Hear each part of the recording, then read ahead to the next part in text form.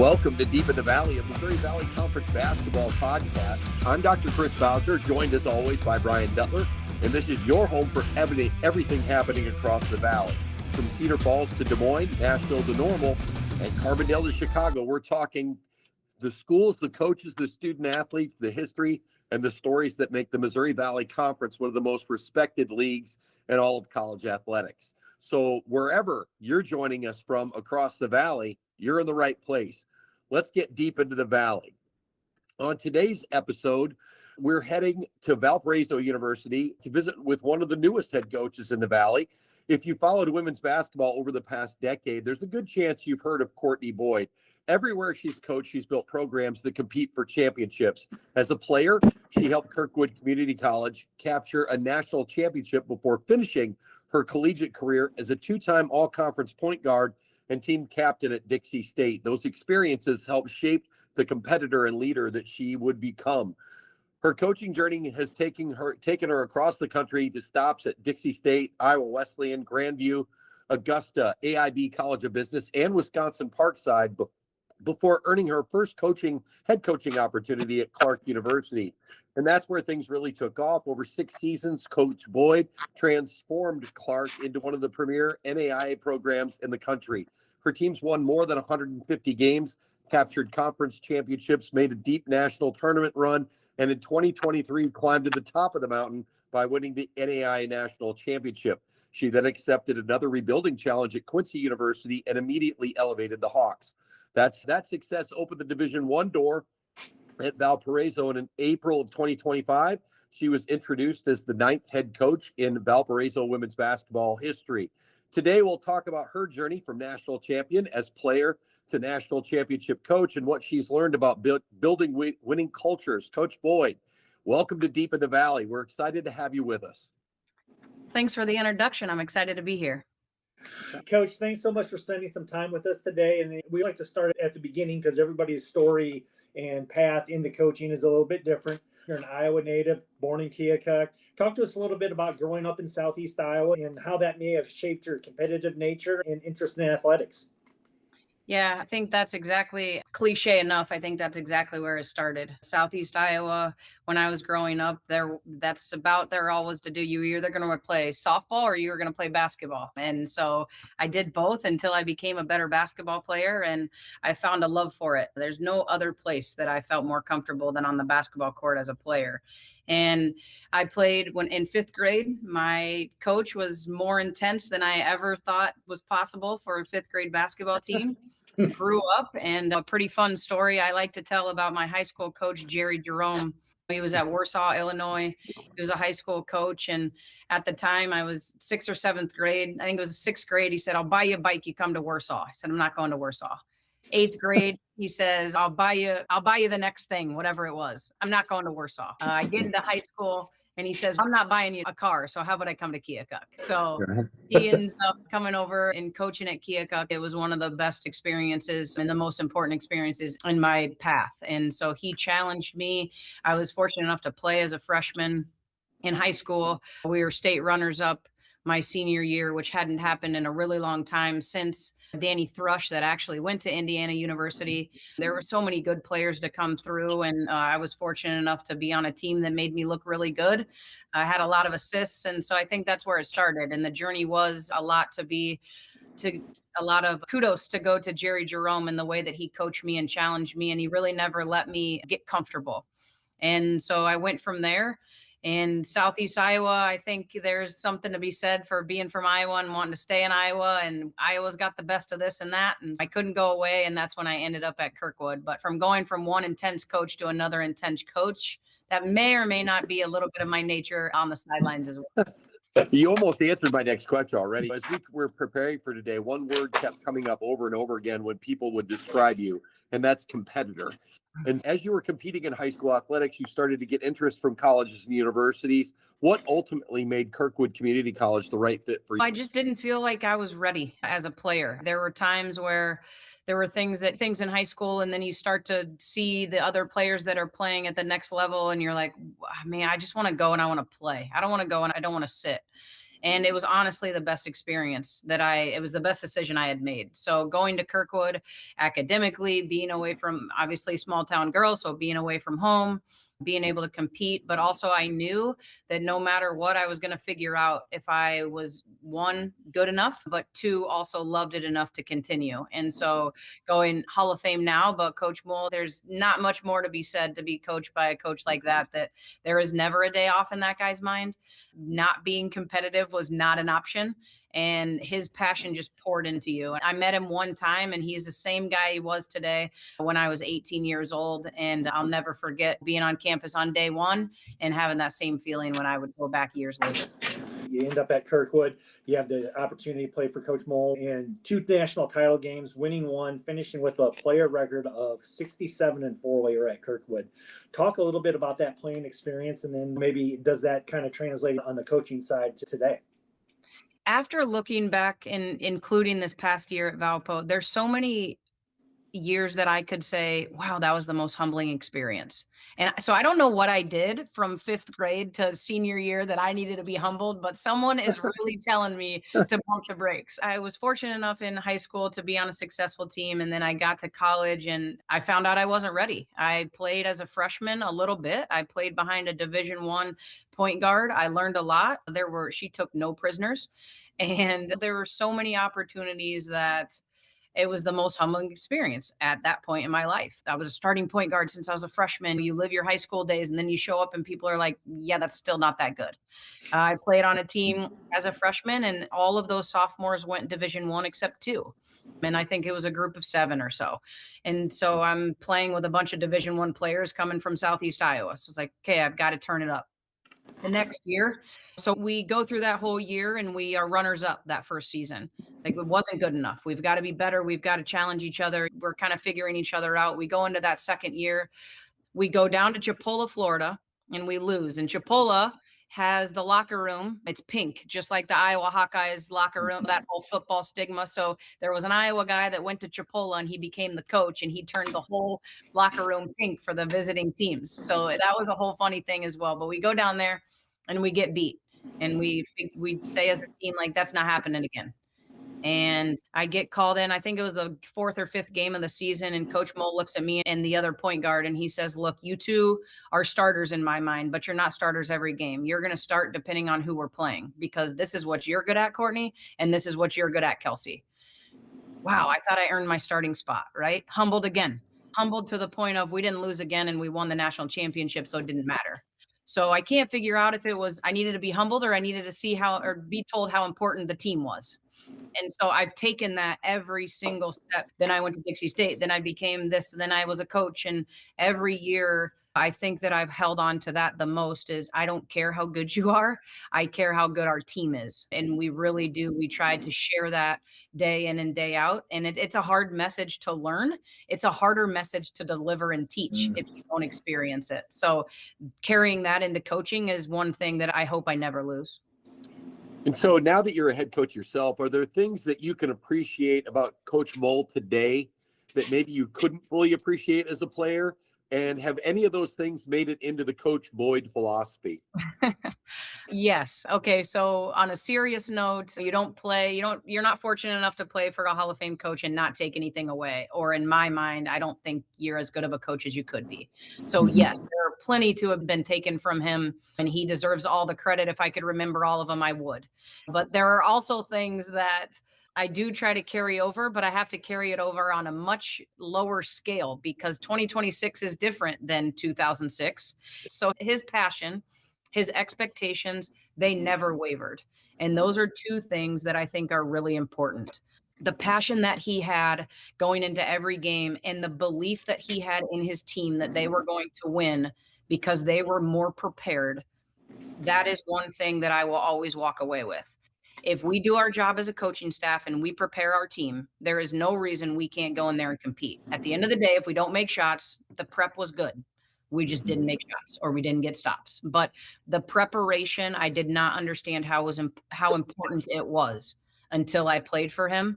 And so the prep, the honesty, and the high expectations are three things that really come to mind. And I think that shapes the passion that he had and why he was fortunate enough to be so successful for so long. Yeah. So after Kirkwood in your story, you finished your playing career at Dixie State.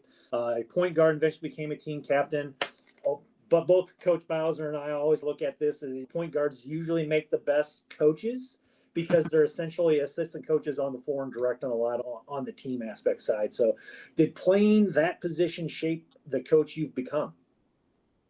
I truly believe so. Yes. I think the X's and O's and the leadership style as well. So I'm not a big, and might sound a little cliche and might sound a little backwards. They might contradict each other, but I'm not big on confrontation. So I don't think you don't have to have confrontation in practice in order to be successful. You have to have competition. But just because we don't see it eye to eye in what the end result, what it takes to get to the end result, doesn't mean that either of us are wrong. Let's just get to the end result. And playing in the point guard position, there were a lot of players that I hated that they cut the way they cut, but I still had to get them the ball. They were still open. They just could have been more open if they would have done it my way, in my opinion, of course, but they didn't. And in the moment, I couldn't change that. I also had to figure out how to deliver it in a really short amount of time. So you're running down the floor and we just got beat on defense because we didn't talk on a screen. I don't have time to have a conversation. Okay, we need to switch and we need to switch soon. That's the same thing with 30 seconds left. You just drew a timeout and you drew something up, but now they read it and you need to tell somebody without taking another timeout that they need to make a different cut. It helped me communication wise. It also helped me understand what my coach was going through because they were trying to say something. I would get yelled at for certain things that I didn't think I had anything to do with, but I also could take some things and understand what the bigger picture looked like. So putting all of that in perspective and helping get to the end result when it doesn't always have to be the same coming from different people, but the end result and the end goal are always the same. Maybe an X and O follow-up to Brian's question is you just described, I think, what maybe a lot of fans don't understand, right? You go to the huddle, you draw up the perfect play, and you come out of the huddle, you start to run it, and the defense is prepared, right? Yeah. And so can you talk a little bit about maybe how much time you spend way before the game talking about counters to you come out of the timeout? Hey, if they're ready for it, if they defend it, we're going to roll to option B or roll to option C. Can you talk about that a little bit? That's a great question in a great scenario, because if I'm being brutally honest, I don't know as coaches if we prepare end of game situation plan Bs enough. We prepare end of game situation. 3 seconds left, sideline out of bounds. This is what we're running. 10 seconds left, full court. We need a 3. This is what we're running. We don't prepare 10 seconds left, full court, no timeout advances. We need a 3. They jump into a zone. We don't prepare very much for that. And that happens more often than people expect. And so we're trying to tell them in the moment, you go here and you go here and make this pass and do this. The prep for that comes in the practices. It doesn't even come in the game prep. And it's one of those where it's like, hey, when they're guarding a ball screen, like this is what we're going to do. And we prep for them to hedge the ball screen and they end up doubling the ball screen. Now we talked about that. We just didn't talk about it within the last 48 hours. So then goes back to Coach Mo, we rely on that prep. It may have been 3 months ago and we're all crossing our fingers, but there was prep somehow. So bringing it to their attention, I do think that we do a pretty good job of that, figuring out how to navigate when to bring it back up and when to reteach it. I think that's one of the hardest parts of the preparation of coaching. I think so too. Clearly had success as a player. As you were nearing the end of your playing days, is there a time where you're thinking, hey, maybe coaching would be the next step in my career?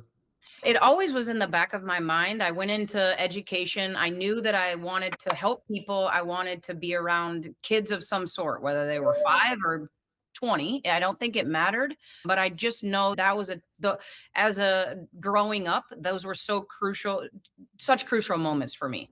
And so I wanted to be a part of that for others. So I went into education, and I went into education for a short amount of time, and that was enough for me. I loved the people that were in my class, but my goodness, more kudos to the teachers every time I see them. But I will say that coaching was always in the back of my mind. And the main reason was because I didn't know how I was going to give up the sport. I wasn't sure. One of the hardest things to do as a student athlete is to transition into the real world, because I'll tell you right now, student athlete it is bright and beautiful 90% of the time, no matter how intense your coach is. And the real world is not. And so I think that it was one of those where, what else am I going to do? This is where I feel most comfortable. This is where I feel alive. This is where my passion, and I can still be competitive. How am I going to do this in the classroom? And so that was my answer to the question when I was in the classroom. That was one of those where this isn't my passion. I don't think I can do this for the next X amount of years. I was fortunate enough to be able to contact a few coaches that helped me along the way, and they said, let's do this. And I haven't looked back. And so let's talk about those early stops along the way, those smaller institutions where you wear a lot of hats at the same time. What types of things did you learn, maybe as a coach or even administratively, about the business of college basketball in those first few stops along the way?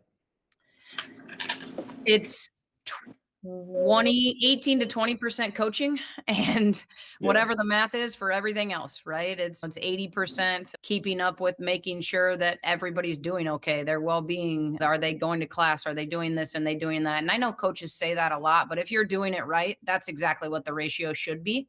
And I hope that never changes, to be honest with you.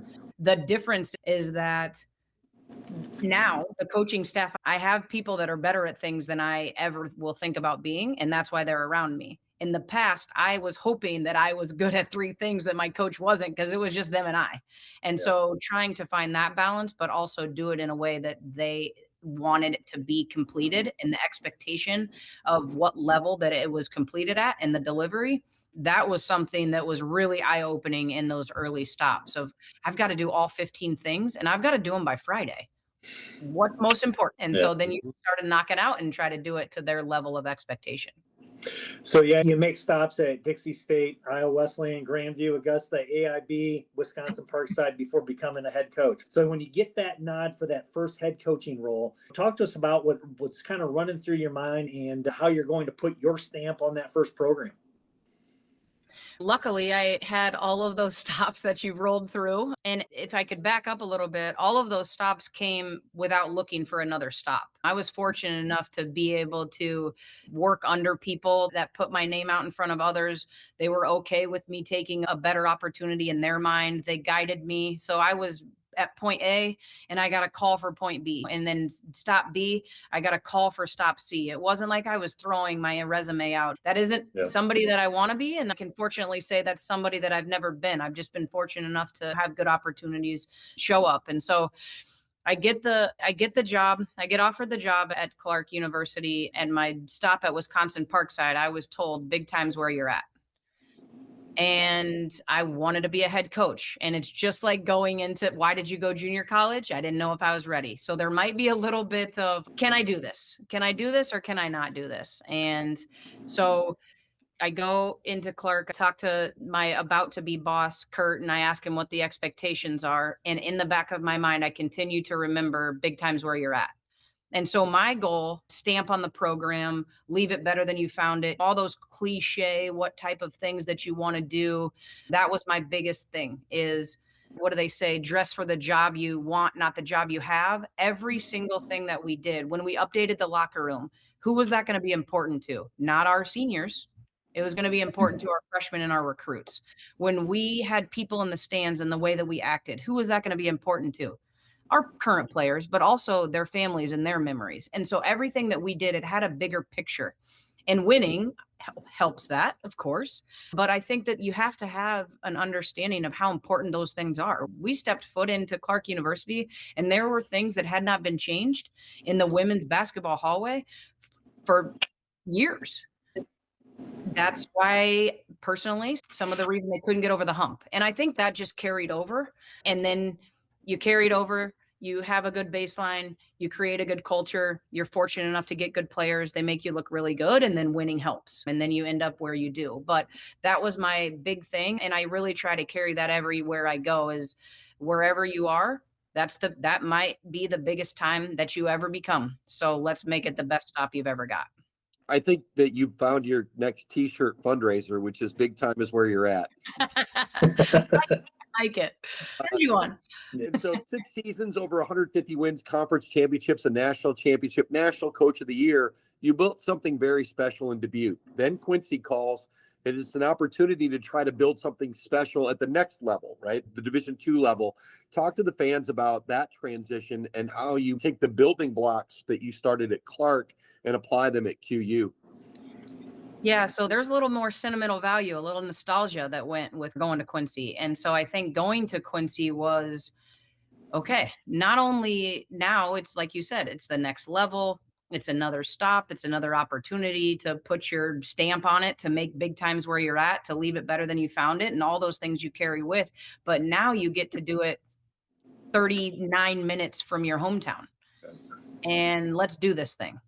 And so that came with, you run a kids camp and you've got 30 more kids at kids camp because they're traveling 39 minutes because you've created excitement around women's basketball. Your first year is a little dicey. You're winning, not sure how to finish a game. You got that first year under your belt, and then you get to the second year and you're like, look at those people in the stands. Look how far they came. They brought their whole team. They did this, they did that. And creating that type of an environment, that helps you win. Winning helps certain things. People in the stands and belief in what you're doing, that helps the wins come. And so that stop became more of, let's get this thing back to where it was when you were growing up. That was my internal challenge, is somebody was missing the boat. What were we missing? Why were we missing it? We were missing it because we were doing things we've always done and it wasn't working. So let's get out of the box a little bit. Still respect Quincy University for the Hawks that they've always been and what they were when you grew up, and the great players that have come and gone and the alumni that still love this place. But let's do it in the way of 2020s instead of 1990s, and let's see if this thing works. And fortunate enough for us, we were able to turn it around sooner than we had imagined. Yeah, and you inherited a program that hadn't experienced a lot of success in some time. 2 years later, you're cutting down the nets and heading to the NCAA tournament. How do you get your players, people in the program, to believe before they've actually experienced winning? You have to believe it. You have to believe what you're selling. And I hate sales. Underline, exclamation point, hate it. That's our job. Yeah. And it's different than trying to sell a house or trying to sell insurance or trying to sell respect to all of those other salesmen and women out there, because I could never do their job. But what I'm selling is a big picture. I'm selling, this is what we want. This is where we're going to make the changes. This is how you can help us get to where we need to be. Not, this is how I think it should be done. And so I'm selling, I know what it was when I was growing up, and I know this community is going to back this. And every recruit, I don't care if they were from another country or they were from 10 minutes away, the pitch was the same. This is a women's basketball community. We've got to get them here. How do we get them here? You help with that. You fit into our system this way or this way, and you can bring this. I don't know if you're playing as a freshman, but with that opportunity, how many people do you have in your family? How many people are coming to watch you? And then who gets excited that you play high school with? They're also coming. And then, so you're creating a story without having a story to tell. And the excitement, then you get them on campus and you put them in front of your team, and your team does the hard work. If you're recruiting good humans, good people want to be around good people. And you don't get better unless you surround yourself with people that are better than you. So I try to continuously do that with, okay, look, they're fun. We're all fun. We're all great to be around, but they're going to challenge you. But with that challenge is going to come this, and you get to be a part of that. And they either believe it or not, but we believe everything happens for a reason. And if we can keep that ball rolling, the right people say yes, and it worked out for us. And I think rebuilding programs is really about changing expectations, maybe before you change the scoreboard. Can you talk to us about that philosophy? Yes, I know we haven't made it to the Valparaiso stop yet, but I will say the word identity has hit me in the face multiple times this season. If I could go backwards and talk about Clark and Quincy's first years, I walked into a 20 wins program at Clark. And 20 wins, I don't care where you are, that's not an easy feat. And so being able to sustain that, The previous coach and I, we didn't operate the same. So when I walked into that year one to sustain the 20 wins, it was, how do I come in here and earn their respect without blowing up the system to a point that they think everything they did in the past was wrong? So I had to find a happy medium. Fast forward to year one at Quincy, again, different head coaches, different personalities, different expectations. That's every time you change coaches. I had half of the team that was from the previous coach. And so those expectations, we weren't where I thought we needed to be. So I told myself we have to blow up the system sooner because it wasn't where we needed to be, but we have to do it in a way that these players believe that they believe that you believe them in them, excuse me. And so at Clark, it was more about help them understand where we're going and how we're going to sustain this, because I want you to be the player that you were, because it clearly was working just in our system. At Quincy, it was, I need you to become a better player because our system's going to fit you better. I believe that. You've just got to buy into that. And then another year one. And so you try to find, here are my morals and values, but what am I working with here? And that became that identity word that just kept punching me in the face for the last 11 months. Yeah, that leads right into the identity that you took over a year ago. Is another opportunity presents itself for you, this time in the Missouri Valley Conference. And so when Valpo called, what immediately caught your attention about the opportunity to become the head coach there? It's a crazy chain of events. And the reason I'll say that is because a handful of years ago, I remember asking my parents randomly. We'll go through and look at different players that go places and players from our hometown, and they go here and they do this. And the Missouri Valley Conference, I'm from Iowa. That's what you know. If you don't know Iowa and Iowa State, you know the Missouri Valley. And so we followed that growing up. And not within the last however many years, I looked at my parents and I'm like, what is it about Valpo? What is it about Valpo that they can't break through whatever it was? The bottom three, the middle half, the this, the that, what is it? And I don't even remember what we justified the answer was. It doesn't matter at this point, but it's so crazy because a handful of years later, here I am on the phone with the athletic director with the opportunity to figure it out. I have never been afraid of a challenge. I have never been afraid of someone telling me that I couldn't do it. And that all stems back to probably Jerry Jerome. But I will say that I've never been challenged, nor imposter syndrome challenged, more than I was this season. And so the reason I took this job was the belief that the athletic director had in me to get this program headed in the right direction. And who am I if I tell all these recruits to believe me without an end result yet, if I can't believe the athletic director without an end result? And so I love a risk. I love a risk taker. Point guards are risk takers. We're all a little bit crazy in our own right. So we took the risk, and I told my athletic director, I'm not afraid of the challenge. I'm just going to need your support. And I feel nothing but supported. I think that's amazing that it leads into this next question that I have is, so those initial conversations with Laurel Hosmer, right? What vision did she have for the future of women's basketball at Valpo that aligned with your vision? One, she was looking for somebody that understood the importance of being able to do things out of what the outside person thought what a D1 college coach did. So I came from a lower level. I got a program back on track. I worked with less assistants than people in the rest of the conferences that I've played for or coached in before. I've worked with less resources or not as many scholarships or whatever those things looked like. And there's no question. The truth is the truth, right? We're not at the top of the Missouri Valley for a handful of those things, but the truth is the truth. And to be at the top of the Missouri Valley in a handful of those things, you need the right players with the right approach, and the X's and O's have to match. And at any given day, let's see where it takes us. And so she had the belief. It frustrated her when people say, we're in the wrong conference, we can't get it done. And when she said that to me, I thought, she's the person I wanted to work for. She said, you know how many times I've been asked, is the Missouri Valley the right conference. And I said, what is your response to them? And she says, it's 100% the right conference. We've got to get the right people in the right places. And that's all it took there were a lot more conversation, but that was I can do this. I can get on board with where she's headed. Let's see what this thing does.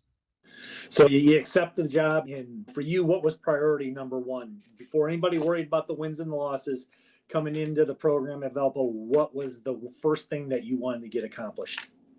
I needed to figure out what the identity was because I knew it had to change, what the skepticism was. And that might sound a little bit backwards, but that was a lot of the conversation that our athletic director and I had. She said, we've got some low hanging fruit here, but somebody has to be willing to pick it.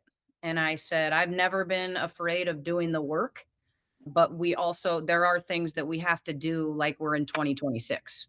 And those were the things. So I immediately made a list of what were the things that we were still doing that were old. What old school things were we doing that weren't working? Let's not blow up what is working, because every system is good within itself. It's working. So I made a list of the things. I gave her my wish list. She said, none of these may come true, but now I have things that I can approach. And we just had a conversation not too long ago, and she blew it out of the water with hitting some of those first year wish lists. So I respect her for that. And like I said, I couldn't feel more supported. As coaches, you all know that year one can be challenging regardless of where you're at. And so you're learning new players, they're learning you and your system, and you're trying to lay a foundation. Even though things didn't go the way that you wanted them to go on the court, what victories did the program experience that maybe fans never got to see? And maybe another way for me to ask that is, what pieces of the foundation that have been laid now that allow you to move into the summer and prepare for year two with positive momentum? I think the main thing is where we're headed with the culture. Clearly, the team did not get a celebration last year. The record is what the record is, and there was not one locker room celebration. And in saying that, the team also struggled together.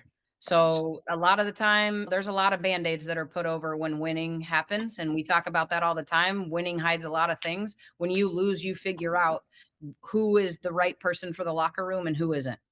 Who is actually running the X's and O's the way you're asking, and who just the skill isn't where they need to be yet, right? Because some of those things, that's our job to change. Others, we're not headed in the right direction. And so it gave us a really clear indication of the benchmarks where we wanted to start. And kudos to that team, to be honest with you, because that team went through a lot of lows, minimal highs.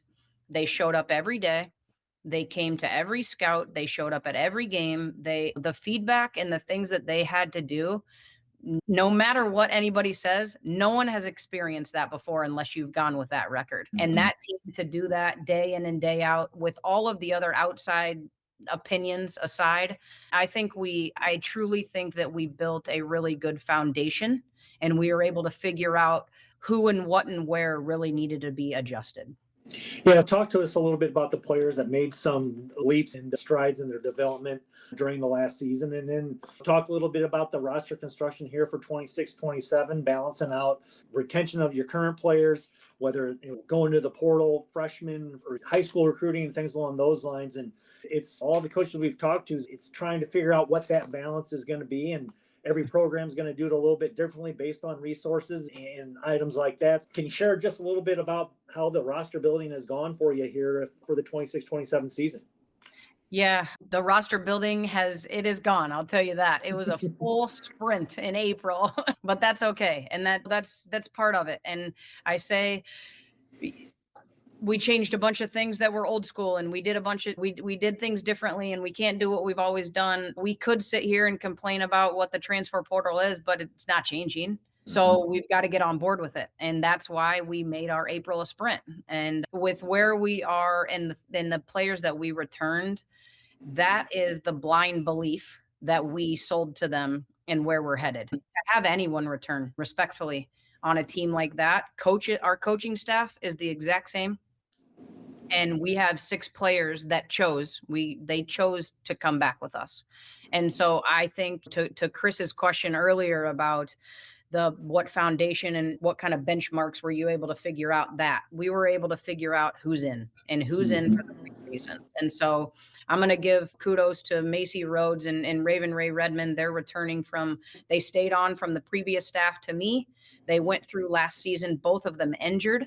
They asked to be redshirted. And I said to them, if you redshirt, I want you to stay. I don't want you to redshirt and go somewhere else. Not having 1 minute played under me. And they continued to buy into what we were doing, be connected with the team, and they're having a great summer right now. And so I'm really fortunate about that. And all 4 freshmen returned for us as well. We have 1 player that was injured. We have 2 players that did not play a ton of minutes at all, let alone Valley minutes. And then Alia von Schlegel, she was a great freshman for us. I recruited her at Quincy. I tell everybody this. She told me no. I was a little bit bitter about it, but I was very happy that I ended up with Valpo because she was here, and she made me look a lot better in tough times last year. So I'm really excited about where her game's going. Obviously, she'll be on everyone's scout now. So she's really tried to add a few pieces to her game without making it too complex. And she knows she needs to be better on both ends of the floor and not just one this year. But sometimes when you put different players around different positions, then you're putting them in a better spot to be successful without having to do as much. And so that's what we're hoping for Alia, to be honest with you. So that's our returners and that blind belief I'm excited about. And then some of the makeup of what we've got. We've got more minutes of D1 experience. We've got more length across the board from position 1 to position 5 and all the way down to roster player number 14. And we've got passion and love for basketball. And those are the 3 facts right now. Giving up any secrets or anything like that, you can ask me whatever you want, but those are the 3 facts right now that I can tell you. And that has made this summer very enjoyable. Looking at your roster now, you've actually added a little bit of international flavor. It looks like 1 player from Chile and then 2 from Spain. Yes. Can you talk about them a little bit? Yes. I think you're recognizing the international game and where the transfer portal is right now. I feel like that has taken a tremendous leap across all levels of basketball, but there's so many opportunities here that they don't have the opportunity for. And their style of play because the basketball in the US it's become more physical. Their style of play fits the style of play that we play. I like to play fast. Defense is really important for me. We've got to rebound the crap out of the basketball, and we've got to figure out who fits well and when they fit well. What I figured out about the internationals that we are fortunate enough to have right now is they only want to win. They do not care if they have 30 points, if they have 1 point. They compete. They want to win, and they understand the importance of moving the basketball, and defensively they understand the importance of the angles. Their IQ is just different, and even when they're young. And so selfishly as a coach, that's really been fun to work with. So now comes the exciting part, right? You have a year under your belt. The culture is started to take shape. The roster is becoming yours. Let's talk about year 2. When people come to watch the Beacons or watch them on ESPN Plus or see you on the road, what do you hope that they're saying about Valpo basketball when they leave the arena? I always want them to say, and I will say this, man, they were fun to watch because they never stopped. At the end of the day, that's what I want, the big picture. Everybody wants to be fun to watch. Why do you want to be fun to watch? We can't dunk, and hopefully we hit some threes, right? We have transition, but if you can't control those things, I want to be fun to play because we also dive on the floor. We get excited for big time rebounds. We're taking charges. We're moving the basketball. We move the basketball around the 3-point line and then continue to make a 1 more pass to the post, and it's an easy layup, and the crowd gets just as excited as they do for a buzzer beater. That's how I want them to walk out of the gym. And the reason I want them to walk out of the gym that way is because it's the end of the movie that says to be continued, right? You never know what's next. You never know why they were fun to watch, but there's always going to be a reason. Oh man, they held that team to 47 points. I sure hope so. But if that's the case, then the next game we give up 80, but we were able to score 83, also fun to watch. Man, they grabbed 4 defensive rebounds there at the end of the game, and one was off of a missed free throw, timeout advance, and they didn't have to score it. That was also fun to watch. I think that just the understanding of it takes every single side of the floor, it takes every single possession, and the coaching staff has to understand that before the team will ever believe it. And so you're going to come and watch us, and I want to rebound, I want to run in transition, and I want to play team basketball. But the big picture of it is, I think if we can walk away and people are saying, wow, they've done it. They really turned the corner. They're really headed in the right direction, and they're pretty good people. I think that we're in a good spot if we can walk away listening to that. Yep. So those last kind of 3 items that you just mentioned that you hope folks talk about your team about, are those the same characteristics that are part of your personality? I would like to think so. Big picture, it goes back to all of the leaving things better than you found it. My parents, I have never met to this day 2 people that are more sticklers on manners than those 2 people. And when I was 16, I hated everything about it. And here in a few days, when I turn 40, I am very thankful for it. And there's something to be said about being a good human.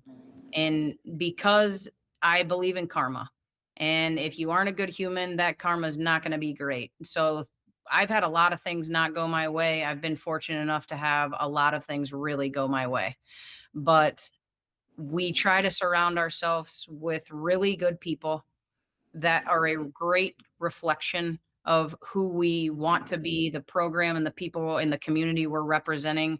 But at the end of the day, I want them to be proud of what they did and see their own growth and not have to give anybody else credit except them. And I think that is missing. The outside world right now relies on a lot of people to motivate them. I want my team to be self-motivated by the time they walk out of here, because I'm not going to be able to motivate them 10 minutes before the game every time they have a presentation.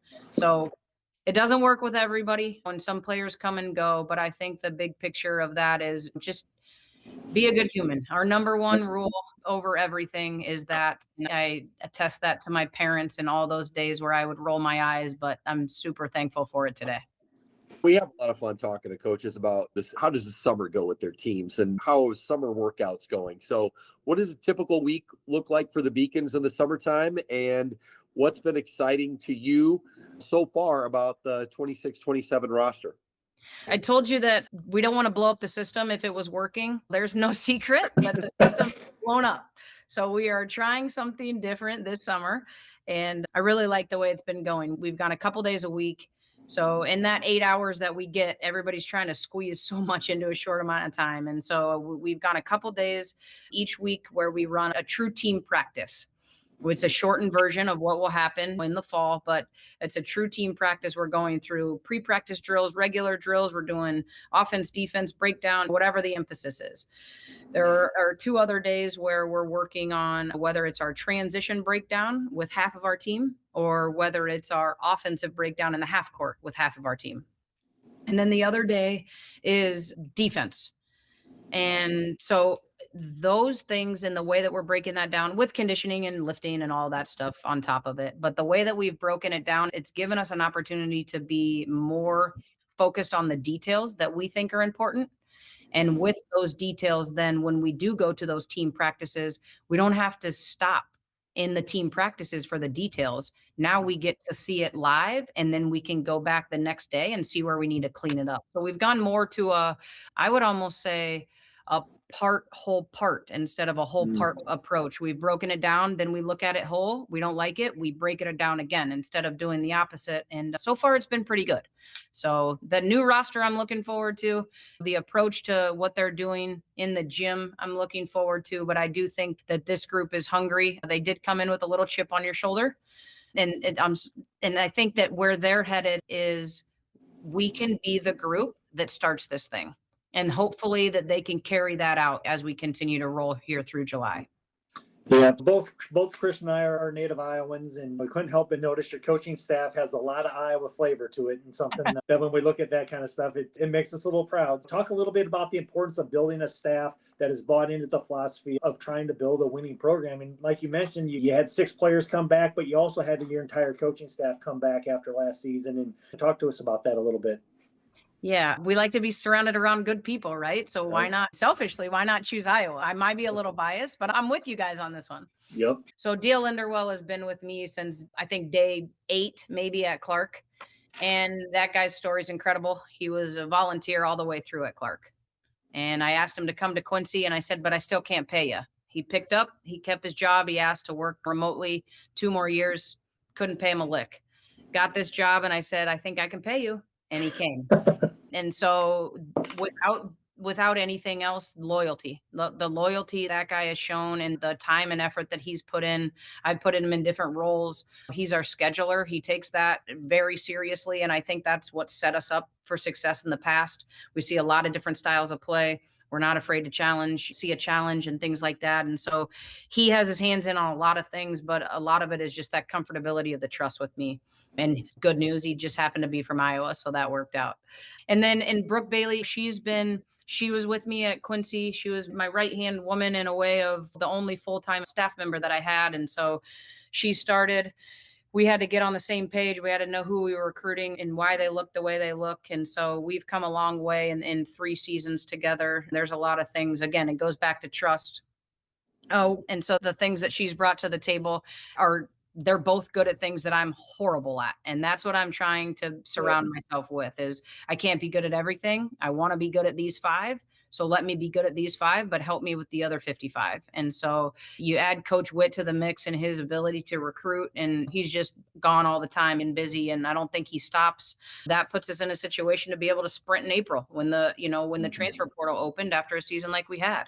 And he's not afraid to ask the hard questions and sell like I said, the blind belief of what we're doing. And he was here with the previous staff. And so fortunately he knew the ropes and he knew how Valparaiso University operated. And he helped me in that first year have a little bit less of a transition pitfall. And so then Jasmine, she's been great. She is coming from Division I experience, but the things that she brings, it's different than everybody else. Her personality she's electric. She's somebody you want to be around. She's bringing ideas, but she's just the bubbly person that you got those recruits on campus and people want to be around her. So I tried to form the staff the same way that I formed the team. We don't want 2 of the same point guards. We don't want 2 of the same shooters. We don't want 2 of the same post players. I think that's easy to scout. I don't want 2 me's. I want somebody that's better than me, and I want somebody that's different than me, because that's the only way that I am changing and growing and evolving. And so we tried to do that with the staff. And that first year, there were a few bumps in the road, but the fact that everybody returns, there's a loyalty and trust factor with that as well. And I'm super appreciative of that.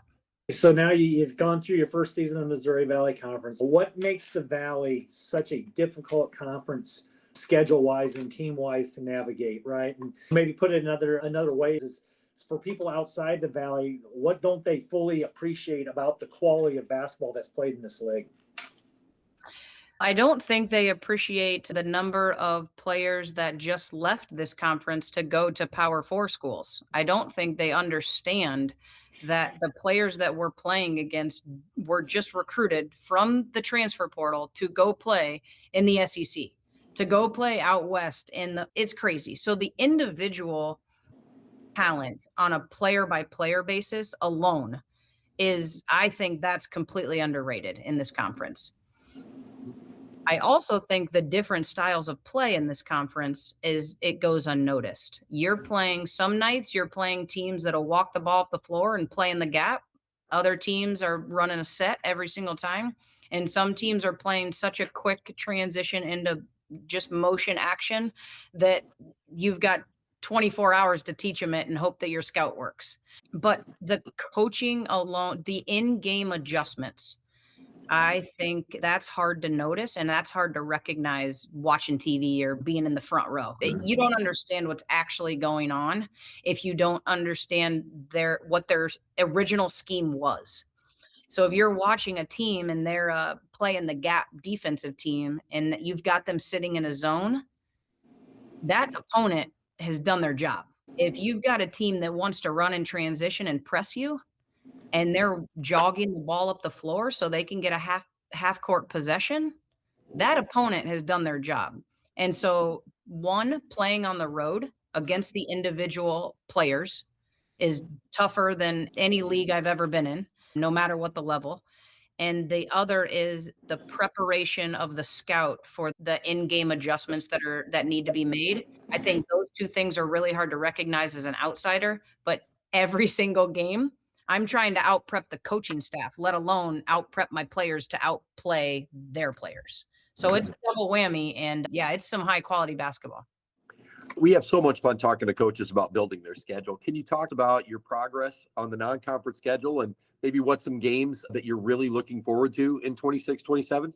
Yeah, I'm really excited about our schedule this year. When you take over a program, you walk into anything that was already signed off on, whether it's schedule or players or budget or anything. And so you roll with the punches. And so we had a little bit better of a head start. Still a couple contracts we had multi-year contracts with, but we're able to get a Big Ten school at home this year. And so I can only give so many details put on their social medias at certain times, but we're going to be able to do that this year, which I think is really important for our fans in the stands and where we're headed, where we want to be going forward. We're also able to get to a few different conferences. So last year I felt like we competed against teams in the same conference all season. So we've been able to spread out a little bit more. We're seeing some closer teams that are higher caliber of play, and then we're traveling to see different styles of play. And so there's just a lot to be said for getting into conference. We're playing 3 11 o'clock games this year. One of them's a kids game at our house, but other games happen to be, it worked out. And then one, we're like, all right, let's play at a random time. Now that the conference tournament schedule is the way that it is, guess what? There's an 11 o'clock game on the schedule, and that didn't just happen. So you got to make it to that game, but we're prepped for that. We've got a couple games on the schedule where we're playing a Thursday and a Saturday, because that's how our conference schedule works. So when we get to conference, that won't be the first Thursday, Saturday that we see. There's a couple of X's and O's that play specific ways to what we'll see in the conference. And we try to be strategic with that, but we're finishing that third scrimmage / exhibition. We're trying to fill that spot, but the rest of our non-conference, we feel really good about. Once we get that last contract back, I'll be able to give you a lot more details on going with that. Yeah. So just last week, the conference announced a 2-year partnership with the American, the A10, and the Ivy League, and creating events at 2 different sites this year and next year as well. It's intended to provide quality games for 2 teams in the Valley. Murray State and Belmont, I think, are this year's selections for those 2 games. But can you talk maybe a little bit about the partnership from your perspective and what's that going to mean for maybe Valpo, but the league in general? I think it's phenomenal, to be honest. If you're the top 2 teams in the Valley, it's hard to get games. You're paying way too much money for somebody to come to your place and maybe be the hardest game on your schedule. And so I think this allows the top teams in this conference to have guaranteed games. They know where they fall, where they're traveling, maybe not who their opponent is, but that's not as important. But it just makes the ease of scheduling a little bit easier for teams that have to travel across the country in order to fill 29 of the 32 games they're allotted. And so I think that in alone is great. I also, and this is my small school background, I think the more conferences that you can play against, the better off you have to put yourself in the big picture when it comes to ratings. And yes, you win and lose, and net ratings takes care of itself. Yes, you win and lose, and the WAB takes care of it. All of those things, they figure themselves out because statistics are what statistics are, analytics are what they are. But if I play a Horizon school and I only play Horizon teams, who's to say that the Horizon is good or better, right? Better or worse than the Valley, because that's all I saw. And that's the only people that saw me. We're now going guaranteed 2 of our top teams in our conference get to play 2 of the top teams in another conference. And now when it comes down to who's making the tournament and why are they a 2-bid league, they're a 2-bid league because they just went and they crushed this team, this conference and this conference. And nobody had to be at a game. Nobody had to look at the analytics. But if they're 92 and 90, Here's the reason. Here's the reason that I'm going with the team 92, because of all these other factors, not just because of what your analytics say. Yeah. That's really good. So one of the biggest stories of the offseason has been the move to combine the men's and women's tournaments in St. Louis beginning in 2027. Talk to us a little bit about your excitement about combining the two tournaments under the Arch Madness brand. I think there's a really big opportunity right here, and I'm actually really excited about it. I know change is hard, and I say that in the most respectful, professional way. It's hard. And I will say, growing up watching the Missouri Valley Conference, when it changed from Moline, it was hard because it didn't make sense to people. Why would we do this? Why would they do this? There's always a bigger reason than what any of us will ever know.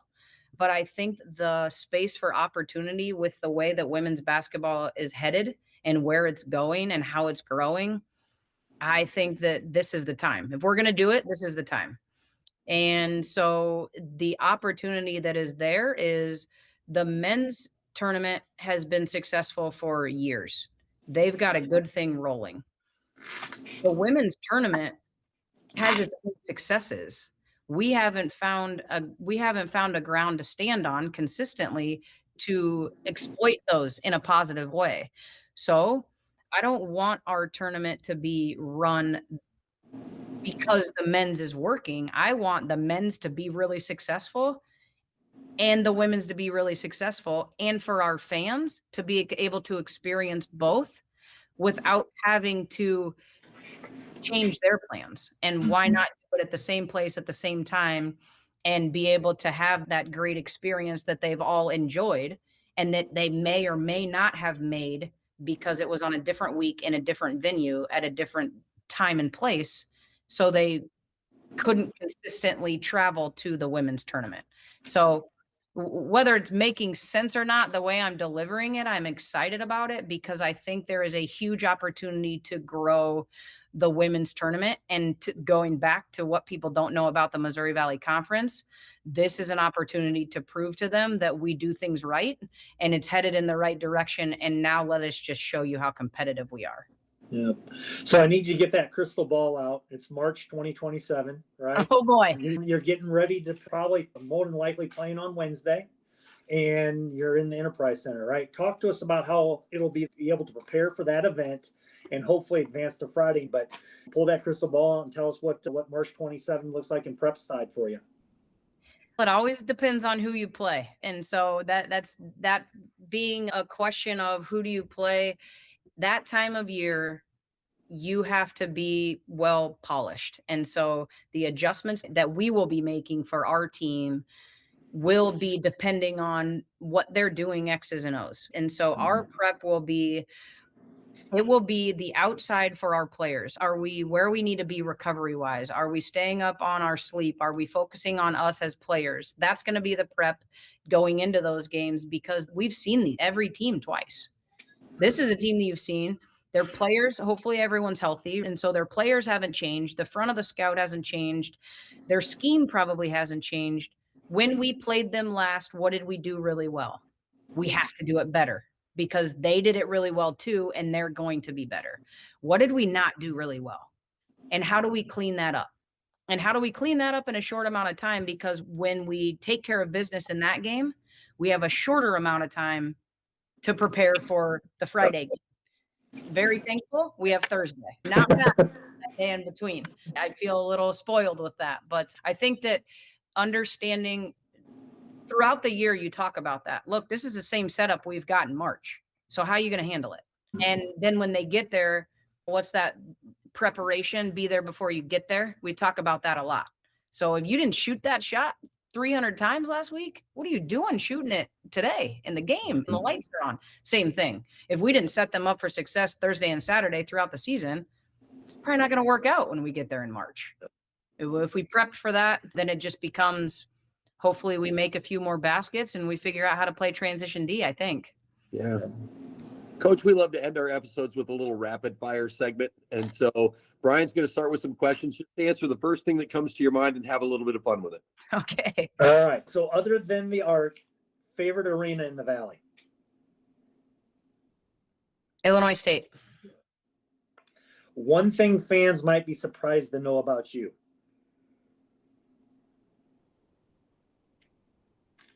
I'm not as intense off the court as I am on the court. Everyone needs a caffeine delivery system, right? So what is your drink of choice? A purple bubbler. I think it's Pattaya Nectar is what it's called. Nice. And do you have music on during practice? During warm-up, we do have music. During our fast start drills, we do have music. I turn it off immediately after that. And I'm a music lover. One thing that we like to ask all the coaches is if Bowser and I came to a game next season, where are you going to send us for a pregame meal in Valparaiso? And what is your go-to order at that establishment? I can send you to a pregame. My go-to order, my problem is I don't ever get the same thing. I'm probably sending you to, I'm either sending you to Radius, and I can't give you your main course, but I am going to have you get the fried cauliflower that's, and again, you're going to turn your nose up, but it is unbelievable for your appetizer. Or if I give you your main course, you're going down like 4 doors and you're going to Peddlers and you're going to get wings and pizza. One of you's got to get the wings and one of you's got to get the pizza. We can do that. Yeah, we share. You can't go wrong. Coach, if you had the opportunity to spend one afternoon talking to any coach about basketball, who would you choose? Alive? Yeah, let's say alive for right now. This might sound, I would really like to get on the phone with Jenny Baranchek. Nice. Yep. There's a lot of things I'd like to pick her brain about. Sweet. If you were not coaching, what would you be doing professionally? My plan B is teaching, so that's as far as I've gotten. If I don't need a degree for it and I could pick up and do anything, I might go like swim with the dolphins or something in SeaWorld. I'm getting out of the Midwest. I love it, but going somewhere warm. Yeah. One word that describes a Courtney Boyd basketball team.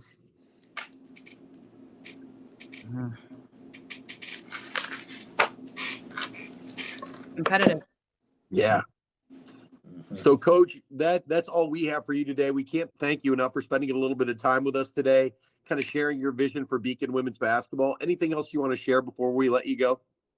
No, I've had a great time. This has been really fun. Nothing excites me more than just talking about basketball in general. And actually, none of it had to do with X's and O's. So I really appreciate you guys reaching out. Absolutely. So that's another episode of Deep in the Valley. We appreciate you spending a part of your week with us talking Missouri Valley Conference basketball. If you enjoyed today's conversation, make sure to subscribe, follow, share it with a friend.